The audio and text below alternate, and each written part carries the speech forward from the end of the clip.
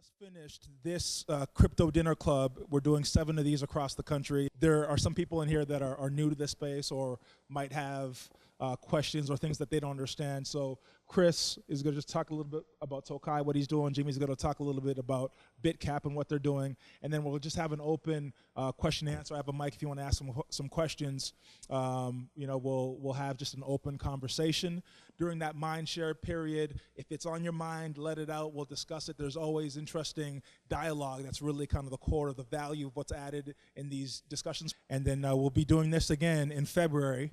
Will be our second crypto dinner club, Chicago, and we will continue just to rinse, repeat, add value, refine it, get better. So Chris, Tokai, tell us a little bit about your journey in crypto. You're one of like the godfathers. You've been doing it a long time. And so just share a little about what you're doing and your plans for the future. If you follow me on Twitter, it's Chris Champion. And I've been involved in crypto for going on almost 6-7 years. And it was great. I mean, I found out about it from a friend of mine in Israel. Had amazing success early on. Learned an extremely valuable lesson about private keys. And you probably all, if you haven't learned a little bit about crypto yet, the one thing you should really embrace and learn a lot about is your private keys.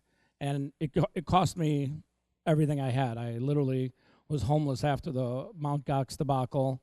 I had $7 million in crypto go away, poof, in one night. And the one thing that was great of that, though, even though it was a painful experience in my life, is I understood the value of making sure that people had their own private keys at all times, me included. In fact, Izzy, the very first thing I taught you was your own private keys. Right. Making sure that you hang on to them.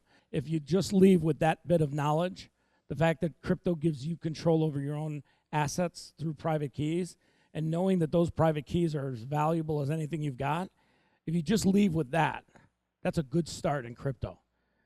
About 1.5 years, 2 years ago, I started getting involved in ICOs. Since then, I've done over 100 ICOs, participated in them from a variety of ways of either helping them market and raise money, or even setting up the entire ICO structure and writing the entire white paper. The successful ICOs are the ones that have 3 things. They have a great team, they have great technology, and the third most important thing that they have a token that actually has a solution involved inside the actual technology.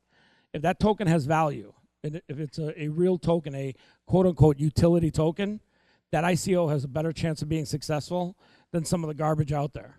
But there's a lot of stuff like that out there. Yeah. And people are going to learn the hard way that with great technology and great change and innovation comes people taking advantage of people that don't know any better. Gladius, a project that we recently got behind, they actually have a solution.